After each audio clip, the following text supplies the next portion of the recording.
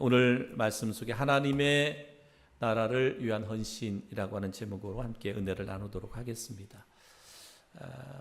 재능, 또 다르게 표현하면 은사는 하나님의 선물입니다. 하나님의 선물.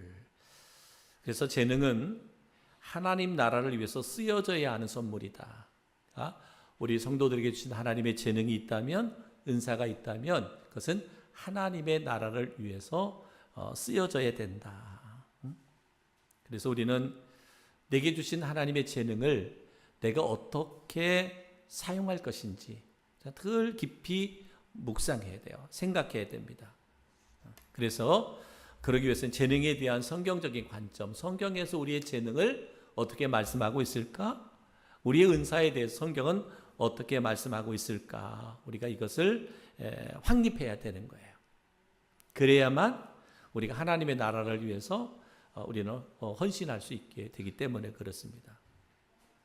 첫 번째, 우리가 성경을 통해서 우리의 재능을 확립할 수 있는 첫 번째 것들은 뭐냐면, 재능이라고 하는 것은 성령께서 허락하신 선물이다라고 하는 거예요. 여러분에게 주신 은사가 있어요. 여러분에게 주신 재능이 있어요. 이것은 성령께서 여러분에게 주신 선물이다. 선물이다. 우리가 재능이나 또 이렇게 그 은사라고 생각하면 특별한 것만 생각하는 거예요. 우리가 영적으로 생각할 때 어떤 치유의 은사가 있거나, 또 내가 기도할 때마다 어떤 역사가 나타나거나, 이런 것들만을 은사라고 생각할 수 있거든요. 또 특별히 내가 잘하는 것들, 이런 것들만 재능이라고 은사라 할 수 있어요. 갈라디아서는 사도 바울이 보면 성령의 열매, 사랑, 희락, 화평, 오래 참음, 자비, 양성, 충성, 온유, 절제, 이런 것 또한 성령의 은사라고도 말할 수 있고 열매라고도 말할 수가 있습니다. 그런데 때로는 우리도 그럴 수 있잖아요. 누군가는 음악을 잘한다, 누군가는 미술을 잘한다, 어떤 사람은 체육을 잘한다. 이런 걸 잘하는 것들은 성령의 어떤 능력하고는 상관없다고 생각할 수가 있습니다. 그런데 그렇지 않아요. 성경은 우리가 지닌 자연적 재능, 쉽게 말하면 말씀드린 것처럼 이 친구는 음악을 잘해요, 이 친구는 미술을 잘해요, 이 친구는 체육을 잘해요. 특히 내가 잘하는 재능들이 있을 때 그 재능은 성령의 선물하고는 상관이 없다, 이렇게 생각할 수 있는데, 그런데 성경은 분명하게 말합니다. 이것 또한 성령을 통해서 주시는 재능이다. 재능은 성령을 통해서 주는 거다 라고 분명히 말씀하고 있습니다. 오늘 창세기 36장은 구약시대의 성막 건설을 취하고 헌신한 사람들의 이야기가 기록되어져 있거든요. 출애굽기 31장 서두에 보면 부살렛이 책임 지도자였고 오홀리압은 부지도자였어요. 그들은 성막을 짓는데 지도자, 부지도자로 이렇게 헌신했습니다. 그래서 오늘 읽었던 출애굽기 36장 1절에 보면 부살렐과 오홀리압과 및 마음이 지혜로운 사람 곧 여호와께서 지혜와 총명을 부으사 성소에 쓸 모든 일을 할 줄 알게 하신 자들은 모두 여호와께서 명령하신 대로 할 것이니라 그랬습니다. 출애굽기 35장 31절에도 이렇게 말합니다. 하나님의 영을 그에게 충만하게 하여 지혜와 총명과 지식으로 여러 가지 일을 하게 하시되 그랬습니다. 여러분, 그들은 건축자였어요. 그들은 조각가였어요. 그리고 보석 세공 기술자였고요. 자수공예 예술가들이었어요.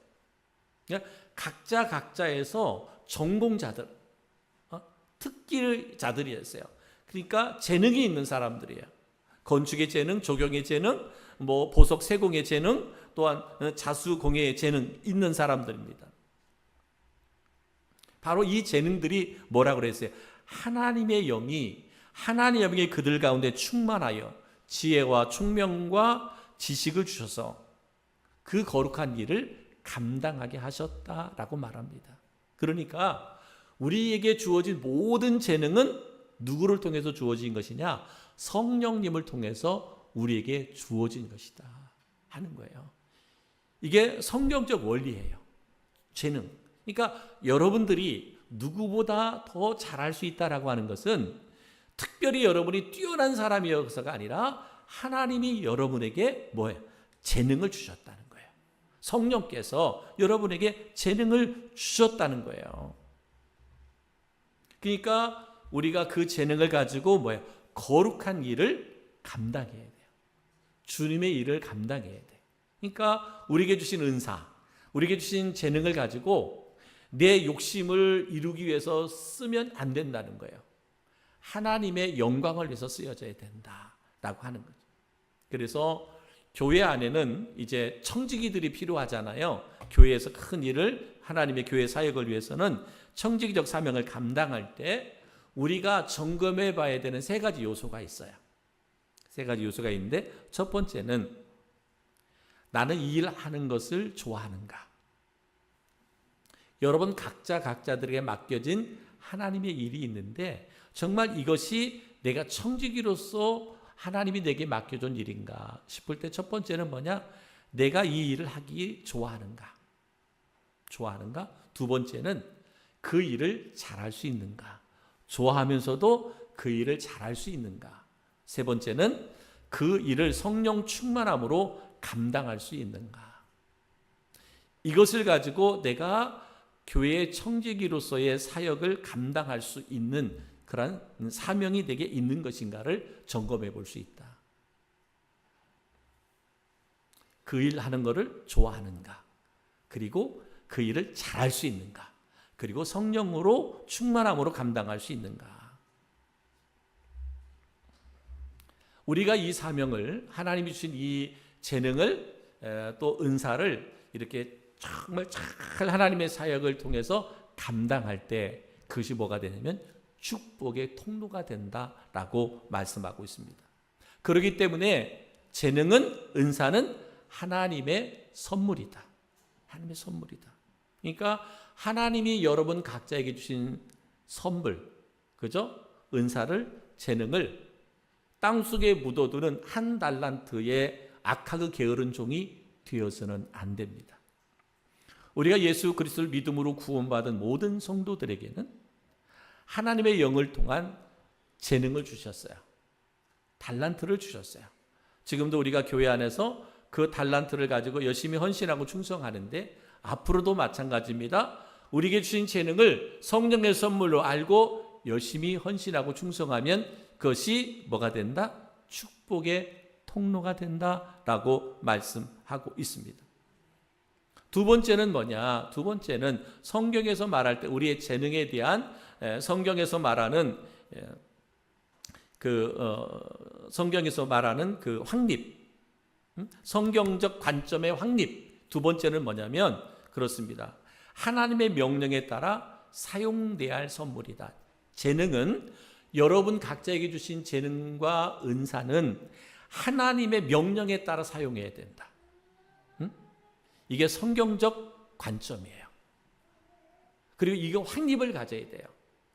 아무리 내가 뛰어난 재능을 가졌어도, 탁월한 재능과 은사를 가졌어도 중요한 것은 뭐예요?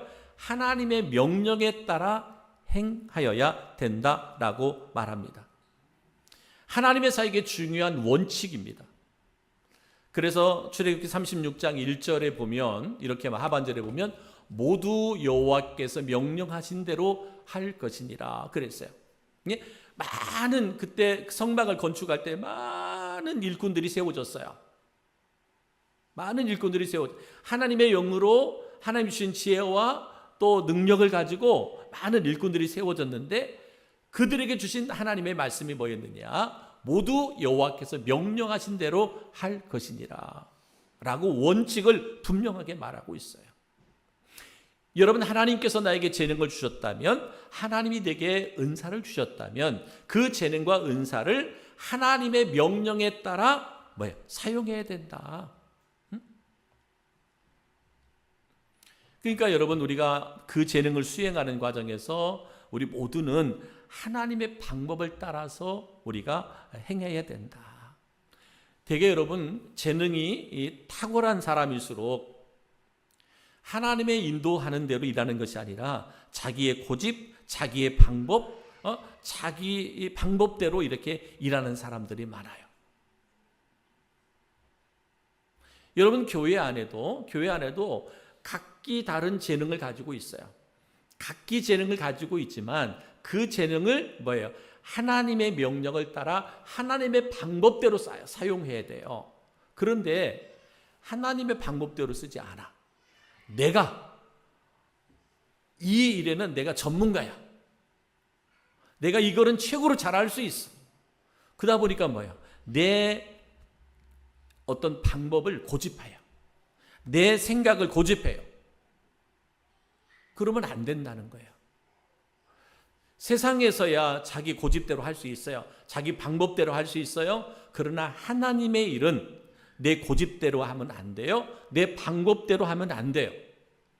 탁월한 능력이 있고 재능이 주어지고 은사가 주어졌어도 우리는 철저하게 하나님의 명령을 따라 하나님의 방법을 따라 순종해야 돼요. 이것이 하나님에게 주신 재능, 은사를 사용하는 성경적 관점이에요. 여러분 앞으로 주의 일을 행할 때, 사역할 때 이것을 잃어버리면 안 됩니다. 아무리 내 생각이 옳은 것 같고 내 판단이 바른 것 같고 내 능력과 재능으로 볼 때는 이것이 최고인 것 같지만 그것이 하나님의 명령보다, 즉 하나님의 말씀보다, 하나님의 방법보다 우선돼서는 안 되는 거예요. 그렇기 때문에 주님의 일을 행하는 사람들은 늘 뭐예요? 깊이 있게 하나님의 말씀을 묵상해야 돼요. 또 깊이 있게 기도 생활을 해야 돼요. 주의 일을 행하는 사람들은, 하나님의 일을 행하는 사람들은 내 방법이나 내 고집을 사용하지 않기 위해서 뭐해라? 말씀 묵상하고 기도 생활해야 돼요. 그것이 어떠한 일을 할지라도. 그래서 하나님은 성막을 건설하는 과정에서 세세한 부분까지 다 명령했어요. 모세를 통해서 성막을 지을 때 하나하나 다 명령하셨어요. 그리고 성령을 통해서 그 일을 감당할 수 있는 뭘 주셨다고 그랬어요? 재능을 주셨다고 그랬잖아요. 다 각기 재능을 주셨어요. 근데 그 재능을 가지고 뭐예요? 명령대로 행했다는 거죠. 나는 뭐 돌을 다듬는 조각하는 데 전문가예요. 하나님이 말씀하시고 명령하셨는데 아니야. 내가 보건대는 그게 아니야. 내가 보건대는 그렇게 하는 게 더 힘들고 어려워. 아니라는 거죠. 그 생각을 내려놓으라는 거예요. 아무리 내가 경험이 많고 지식이 많고 지혜가 많고 재능이 많고 능력이 많고 은사가 많아도 하나님의 말씀보다는 하나님의 명령보다는 앞서서는 안 된다라고 하는 것이 오늘 우리의 재능을 사용할 때 하나님의 방법이고 하나님의 원칙이다. 여러분 우리에게 은사의 재능도 중요하고 마지막 결과물도 중요하지만 과정도 중요한 거죠. 과정도 중요한 거예요. 성경에 입각한 중요한 기독교적 윤리관은 목적이 수단을 정당할 수는 없다는 거죠. 우리가 믿음 생활하고 교회 생활할 때 목적이 수단을 정당할 수 없어요. 수단과 방법 가리지 않고 결과만 좋으면 된다. 세상은 뭐예요? 결과로 말하잖아요. 그죠? 세상은 결과로 말합니다. 결과만 좋으면 수단이야, 조금 뭐 변칙을 쓰든 또 불법을 사용하든 세상은 그냥 다 결과만 좋으면 다 인정하고 넘어가요. 그런데 하나님의 일은 그렇지 않습니다. 하나님의 일은 목적이 수단을 정당화할 수 없다. 그러니까 목적이 선하다면 수단과 과정도 선해야 됩니다. 그것이 바로 기독교적 윤리관이에요. 기독교적 윤리관. 그러니까 여러분 예수 믿는 사람들 그래서 늘 강조하는 게 뭐예요? 예수 믿는 사람들이 진실해야 된다. 예수 믿는 사람들이 정직해야 된다. 그죠? 예수 믿는 사람들이 이 교회에서뿐만 아니라 사회에 나가서도 바른 삶을 살아야 돼요. 세상에서야 어떻게 살든 주일날 교회 와서 한번 거룩하게 예배하면 모든 것이 다 무마되고 다 용서되고 사함받고, 그리고 세상에 나가서는 똑같이 세상의 사람들과 똑같은 삶을 아닙니다. 아니에요. 하나님은 그것을 원하지 않아요. 수단과 방법을 가리지 않고 목적을 이루는 일에 정당화하려고 하는 것은 기독교적 윤리관이 아니다. 그죠? 기독교적 윤리관이 아닙니다. 하나님의 법칙은 뭐예요? 심은 대로 거두는 게 법칙이죠. 하나님의 법칙이에요. 내가 수고한 만큼, 땀 흘리고 노력한 만큼 열매를 거두게 하시는 것이 하나님의 법칙이에요. 그러니까 우리가 재능을 사용할 때, 은사를 사용할 때 하나님의 명령대로, 성령의 명령을 따라, 방법을 따라 순종해야 된다. 사랑하는 성도 여러분, 우리가 주의 일을 행할 때, 그죠? 주의 일을 행할 때, 앞으로 주의 일을 행할 것인데 항상 여러분 하나님의 명령을 따라, 말씀을 따라, 하나님의 방법을 쫓아 순종할 수 있는 우리 모든 성도들 되기를 주님의 이름으로 축복합니다. 세 번째는 뭐냐? 세 번째는 자원적 헌신에 의해서 사용되어야 할 선물이 뭐냐? 재능이다. 은사다. 은사는 자원적으로 헌신해야 된다라는 거예요. 자원적으로. 출애굽기 36장 2절에 보면 모세가 부살렐과 오홀이압과 및 마음이 지혜로운 사람 곧 마음에 여호와께로부터 지혜를 얻고 와서 그 일을 하려고 마음에 원하는 모든 자를 부르매. 여러분, 재능은 자원적 헌신으로 사용될 선물이다. 하나님이 우리에게 은사를 주셨다면 그 은사는 자원적으로 사용되어져야 할 선물이다.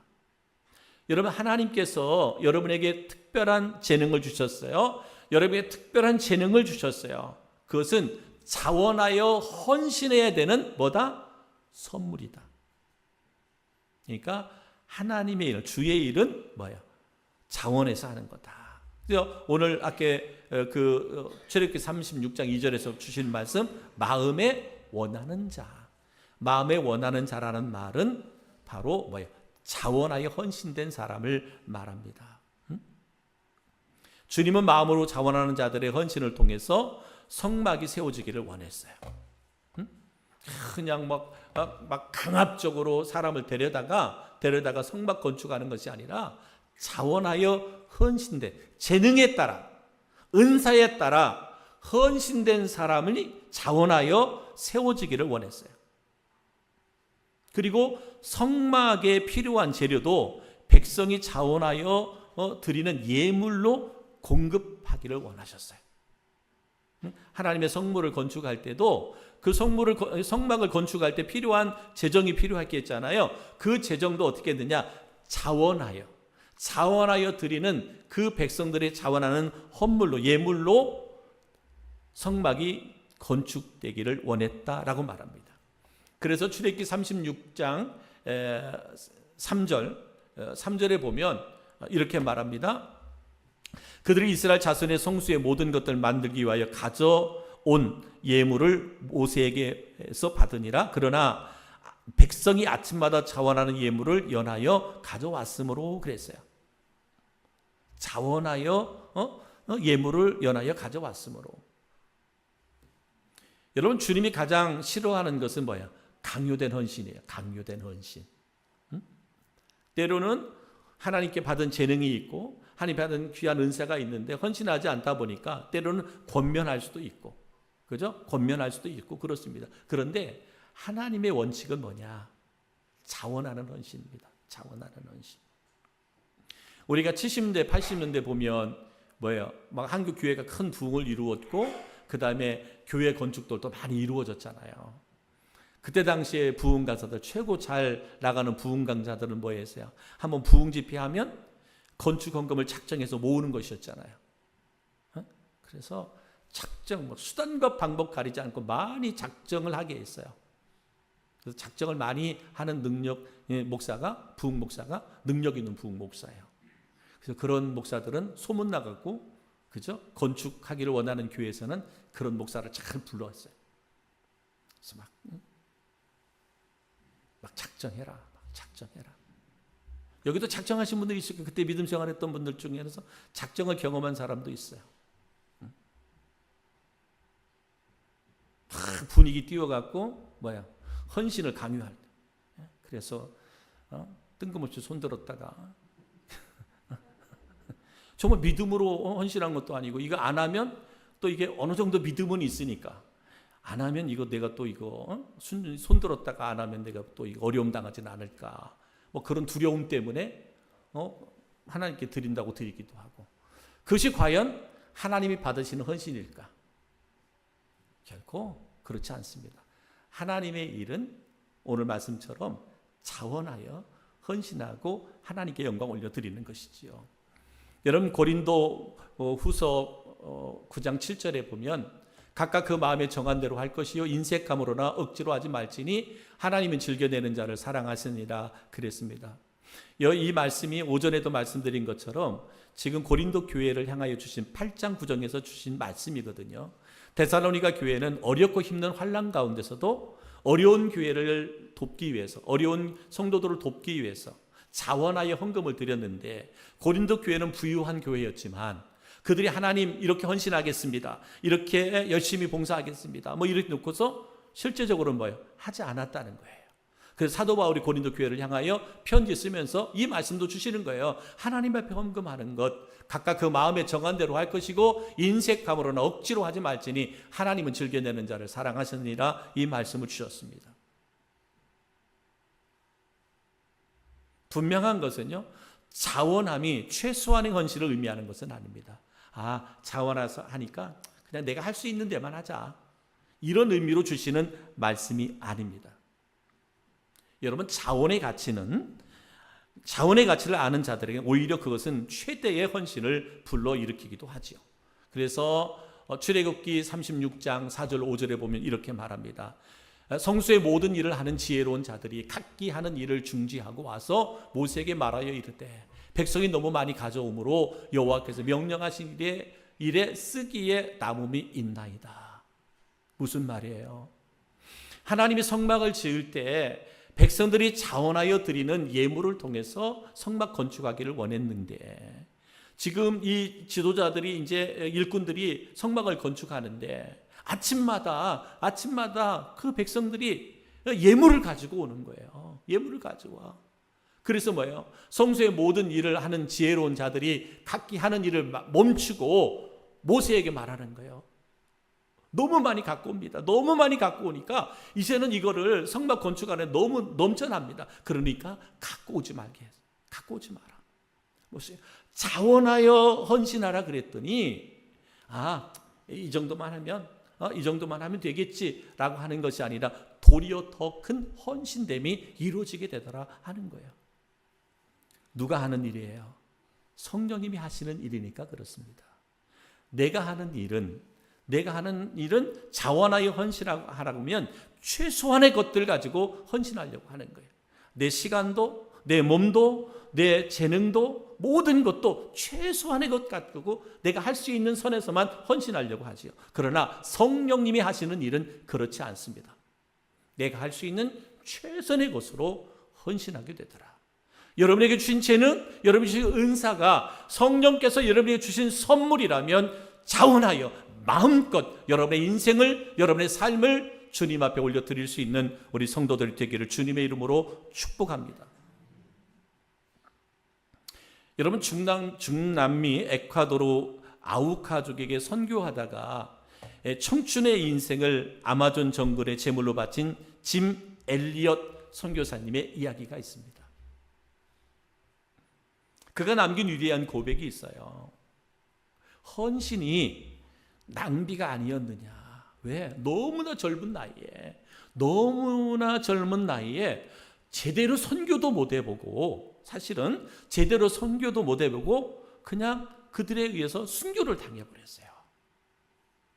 그러니까 이거 낭비 아니냐. 차라리 더 철저하게 준비하고 또 준비해서 선교했더라면 더 위대하고 큰 선교를 하지 않았을까? 그런 의미에서 헌신이 낭비가 아니었느냐는 말에 그 아내가 엘리엇 선교사님의 고백을 이렇게 말씀했습니다. 영원한 것을 얻기 위해 영원하지 않은 것을 버리는 자는 결코 어리석은 자가 아니다. 영원한 것을 얻기 위해서 영원하지 않은 것을 버리는 자는 결코 어리석은 자가 아니다. 헌신이 낭비라고 이야기하는 사람, 영원한 것을 얻기 위해서 영원하지 않은 짐 엘리엇의 생명이 드려진 것, 그거 낭비 아니다. 결코 어리석은 것 아니다. 라고 이렇게 고백했다라고 합니다. 내가 가진 재능, 하나님께 드릴 때 하나님이 기뻐하시죠. 그리고 축복하십니다. 내가 가진 재능으로 하나님께 영광을 돌릴 때 하나님이 기뻐하시는 거예요. 그 재능은 하나님의 선물이라 그랬잖아요. 그죠? 하나님이 재능을, 은사를 우리에게 선물로 주셨는데 그 명령에 따라 자원하여 순종하고 헌신하였더니 하나님이 기뻐하시더라. 하나님이 기뻐하시더라. 여러분, 연말이 되고 연초가 되면 참 고민이 많죠. 그죠? 고민. 여러분도 고민 많겠지만 목사도 고민 많습니다. 정말 어떻게 일꾼을 세워가야 되는지. 뭐 큰 교회들이야 뭐 일꾼들이 많으니까 각 처소에서만, 한 처소에서만 열심히 일하면 되는데 저희 같은 교회는 그렇지 않잖아요. 한 사람이 막 여러 개 그 사명을 감당해야 되니까 힘들고 어려운 부분이 있어요. 최대한 대로 배려를 해보려고 해도 참 각자의 재능에 따라, 은사에 따라 필요한 곳이 있기 때문에 그래 헌신하고 있습니다. 그런데 여러분 기억하십시오. 여러분의 그 헌신이 결코 헛되지 않는다. 영원한 것을 얻기 위하여 영원하지 않는 것을 드리는 것, 이거 결코 인생을 허비하는 것이 아닙니다. 그것이 뭐라 그랬어요? 하나님을 기쁘시게 한다. 하나님이 기뻐하실 때, 우리에게 주시는 축복이 있습니다. 우리에게 힘과 능력을 주신다고 그랬어요. 어떤 상황 가운데서도 담대하게 나아갈 수 있는 힘을 주신다고 그랬어요. 느헤미야 8장 10절, 여호와로 인하여 기뻐하는 것이 너희의 힘이니라. 하나님이 기뻐하실 때, 하나님이 기뻐하는 헌신된, 충성된 삶을 살아갈 때 하나님 우리에게 힘을 주신다. 아멘이죠? 아멘입니다. 또 뭐라고 말씀하고 있습니까? 어떤 상황에서도 담대하게, 담대한 상황에서 이겨나갈 수 있고요. 또 주님 안에서 기뻐하실 때 하나님의 뜻에 합당한 소원을 하나님 이루어 주시겠다. 너희의 소원을 이루어 주시겠다라고 말씀하고 있습니다. 시편 37편 4절, 또 여호와를 기뻐하라. 그가 내 마음의 소원을 이루어 주시리로다. 아멘이죠. 우리가 하나님을 기쁘시게 하는, 너희의 재능을 가지고, 은사를 가지고 하나님의 명령에 따라 자원하여 헌신할 때 하나님께서 우리로 인하여 기뻐하시며 너희의 소원을 이루어 주시겠다라고 말합니다. 하나님의 말씀에 순종할 때 하나님이 복이 임하고 하나님께서 우리를 높여주신다. 하나님 우리를 높여주신다라고 말씀하고 있습니다. 신명기 28장 1절, 내가 내 하나님 여호와의 말씀을 삼가 듣고 내가 오늘 내게 명령하는 그의 모든 명령을 지켜 행하면 내 하나님 여호와께서 너를 세계 모든 민족 위에 뛰어나게 하실 것이라 라고 말합니다. 하나님의 말씀에 순종한다는 것은 하나님을 기쁘시게 하는 것이고, 하나님을 기쁘시게 할 때 하나님이 우리를 축복하셔서 너희를 뭐 하겠다? 높여주시겠다. 아멘이죠? 아멘입니다. 사랑하는 성도 여러분, 저는 여러분 한 사람 한 사람에게 이런 은혜가 있기를 주님의 이름으로 축복합니다. 특별히 우리 자녀들에게 여러분의 그 믿음이 우리 자녀들에게 임할 수 있도록 축복하고 기도하십시오. 그들이 하나님의 명령에 따라 순종하는 삶을 살아갈 때 하나님께서 그들을 높여주시겠다 그랬어요. 하나님께서 높여주시겠다. 우리의 모든 삶을 주님께 맡길 때 하나님께서 우리의 길을 인도하시고 형통하게 하신다. 잠언서 16장 6절, 너희 행사를 여호와께 맡기라. 그리하면 너희의 경영하는 것이 이루리라 라고 말씀하고 있어요.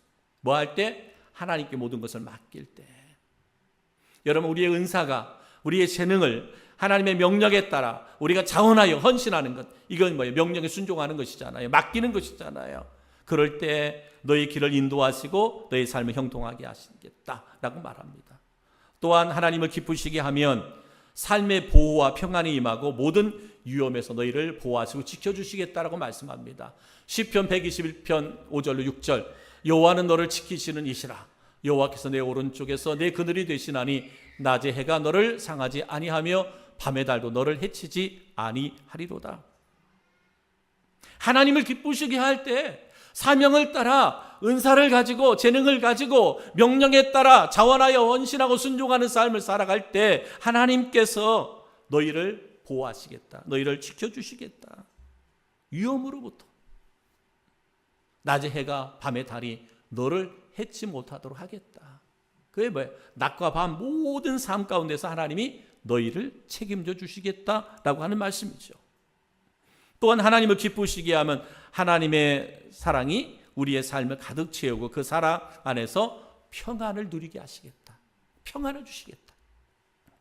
요한일서 4장 16절 말씀. 하나님 우리를 사랑하시는 사랑을 우리가 알고 믿었노니 하나님은 사랑이시라. 사랑 안에 거하는 자는 하나님 안에 거하고 하나님도 그 안에 거하시느니라 라고 말합니다.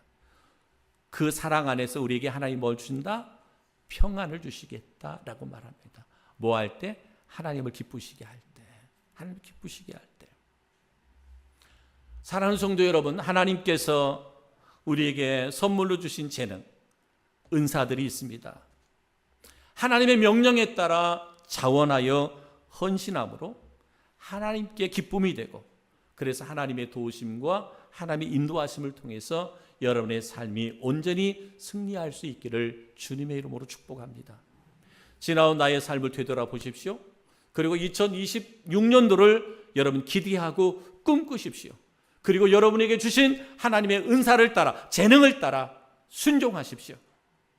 그것이 하나님께 기쁨이고 영광이며 하나님의 은혜와 축복이 우리 가운데 넘쳐난다라고 말씀하셨으니 그 말씀은 굳게 부여잡고 승리할 수 있는 우리 모든 교회, 우리 모든 성도들 되기를 주님의 이름으로 축복합니다. 우리 조용히 한번 눈을 감고요.